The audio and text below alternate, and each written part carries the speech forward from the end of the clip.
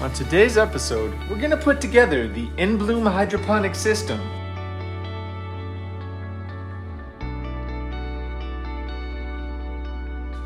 So we're ready to open it up. We picked this up off of Amazon for about $50.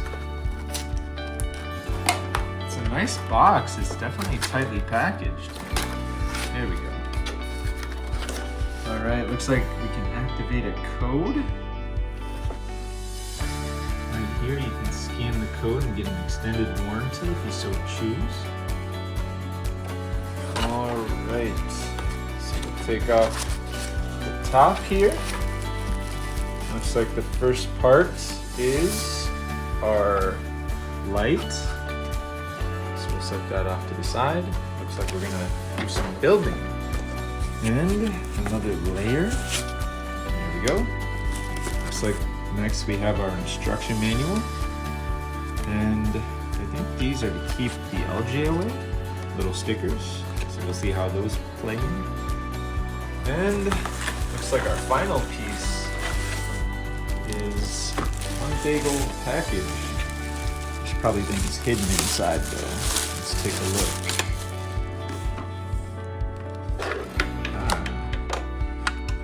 Alright, looks like some power cords. Oop. Something important here. Snap that back on. Let's get organized. We're starting to get some pieces. Looks like we have some soil. Well, looks like a bunch of sponges. These must be some germination containers. Some plugs. This must be to hold the light over the unit.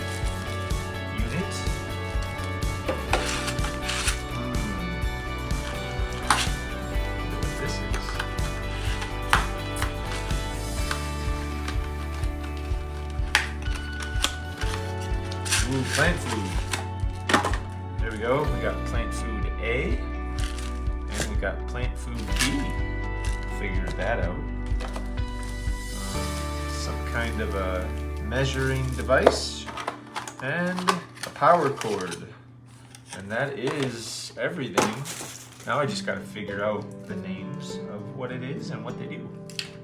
Now, hydroponics have been around for years and years and years. Even the ancient Egyptians probably did a little bit of hydroponics. But here at Sweetberry Farm, we're just dabbling our toes in before we, spend $500,000 on hydroponics. So we went on Amazon and my wife, actually, let's backtrack. We're at Menards and Ellie sees this hydroponic system. It has 5 cups for 5 plants, but they wanted $50. And I was like, cool, but you don't get to really grow that much. So then she did a little investigation and found this system on Amazon. And during Prime Week, she decided to pick it up. This is from a company called Inbloom, and it has how many pods? 10 pods. So you can have 10 plants in this system. We're gonna put it together and see how it performs. Easy step-by-step instructions starts with what's in the box, installation steps. Looks like there's 6 installation steps. And then the setup, there's 3 steps to set up. So we have grow baskets, grow sponges, name tags, foil stickers, pot lids, and plant food, grow domes, and a power adapter. Our first step is inserting the water gauge. All right, here's our water gauge. Looks like the water goes in through here. We're gonna set this back into place on the thingy-mabobber. Here's our water gauge that must measure how much water's in there. So we're gonna snap that right here. Looks good. All right, next we're gonna connect the lamp stand. I think this is how you do it. Aha, that's it. Next, we want to attach the LED smart lamp to the stand. Oh, looks like it just should snap into place. Let's see how that works out. Oh yeah, pretty easy. Looks like it's solid.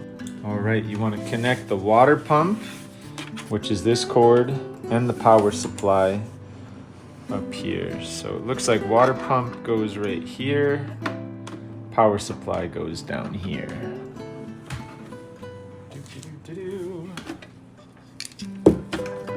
Power supply, there we go. And you can adjust the height of your lamp stand with this little knob. So let's see how that goes. Looks pretty self-explanatory. Tighten that up. We get to start working on the plant food. So we have A and B here. Let's see. Fill up plant food A and B bottles with water and shake them before dissolving. So apparently, fill the bottle containing A particles with purified water, shake bottles to fully mix. Use the cap of the bottle as a measuring scale. 1 milliliters to 15. Add 15 milliliters or 5 milliliters of a nutrient solution into each liter of water. Nutrient particles can store for 5 years in unopened bottles. The solution, once prepared, can last for 5 months. Cool. All right, purified water. We'll just take it from our reverse osmosis. It's about as good as we get for purified. And it's basically full. Put the cap back on, shake it, and let it dissolve. Twist.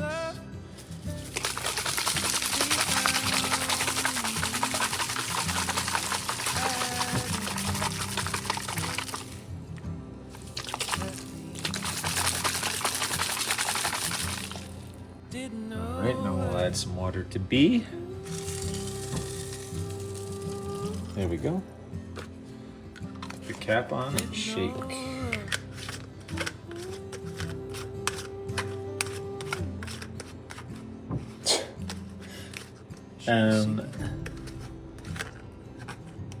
Okay. Sometimes things get silly around here.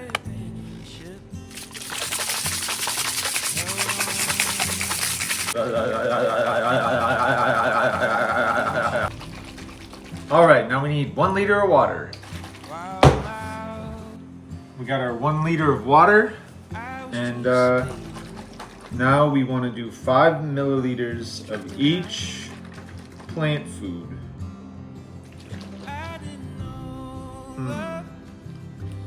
All right, looks like this cup is 5.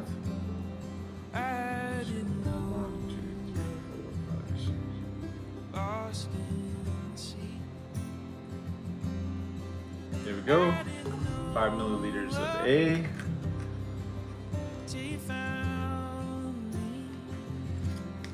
Well, that was B. 5 milliliters of B. Make sure that's mixed well. We'll do 5 milliliters of A.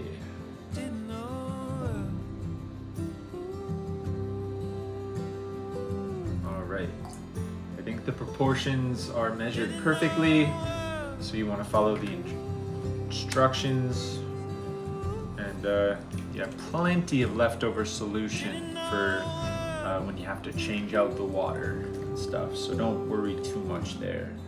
Now I'll mix this up and then pour it all into the gauge. I want to make sure that this gauge here doesn't go over the max, I guess.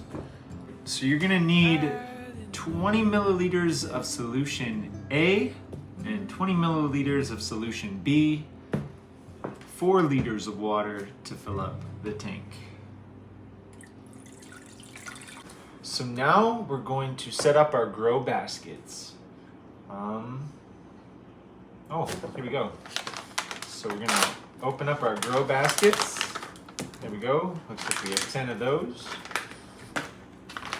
We have some domes, some more stickers, some plugs, and we have our growing sponges. All right, there we go, 10 of those.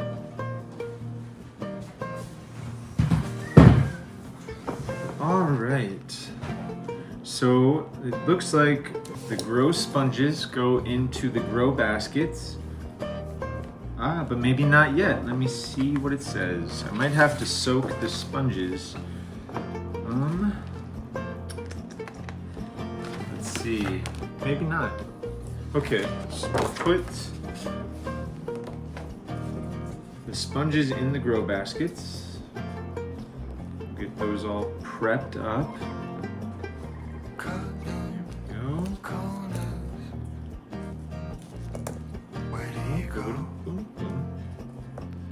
Sponges are in the grow basket.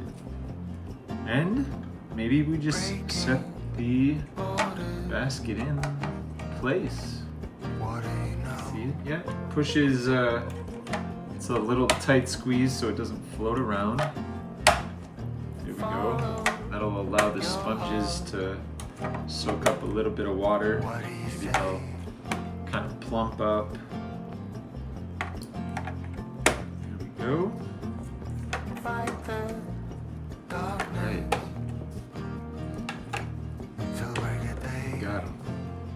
them. We have our anti-algae pod stickers. So let's see. Got it. And then the germination domes. So all we need to do right now is pop our seeds in to the sponges, and then we put the LJ stickers on and the domes on, and we're set. Let me show you the finished product. So as you can see, we have placed our seeds into the sponges. We covered them with the domes, and they are sprouting nicely. It's actually time to change out the water. They recommend that you change it out to prevent algae growth. So again, it's 20 milliliters of A, 20 milliliters of the B solution. And that has all the nutrients that most plants are going to require. That's A. There's B. So 20 milliliters of each A and B, and then 4 liters of water fills up the tank completely. And it's got these powerful controls up here, so you can turn the whole thing on and off. Push of a button. It has different kinds of grow lights. We can do flowers. We can do the veg. Turn on the pump. Turn off the pump. Here are my little Inbloom hydroponic systems a few weeks later, and as you can see, these tomato plants are just going crazy. I'm trying to separate them and thin things out a little bit, but I mean this system definitely does grow some pretty strong veggies. You can transplant these out into your garden later. The only trouble is the roots are going to be kind of tied into those sponges, so you would have to plant the entire sponge, otherwise you're going to kind of damage the plant too much.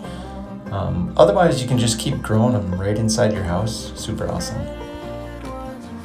So if you're just getting into hydroponics and you've never done it in your entire life and you don't know anything about anything, highly recommend that you pick yourself up a system. They make a lot of different varieties of systems, but I say the 10 plant Inbloom system that you can find on Amazon is about as good as any. Obviously I don't have any fruit from the labor yet, but you know, I just wanted to kind of put this video out there and show you how easy the setup was. And you know, I do have some plants going. We'll see what happens with those. Yeah, I'd say, you know, for 30 or 40 bucks, 50 bucks, you know, if you get something like this, it's a good educational opportunity. If you have kids, it's kind of cool to try to grow plants without soil, without, you know, if it's winter 9 months a year like it is here in Wisconsin, well, boy, oh boy, you know, you can still have a garden. You don't need to be in zone 10, where it's, you know, 110 degrees for 4 months a year. You can be in cold climates and still grow things inside. So I'd say give hydroponics a try, and we'll see what happens. All right, thanks for tuning in. Hey, please like, comment, subscribe. Tell me how I can improve. I'm definitely learning this whole YouTube thing, but it's an adventure. It's a lot of fun. All right, well, time for speech therapy. Bye.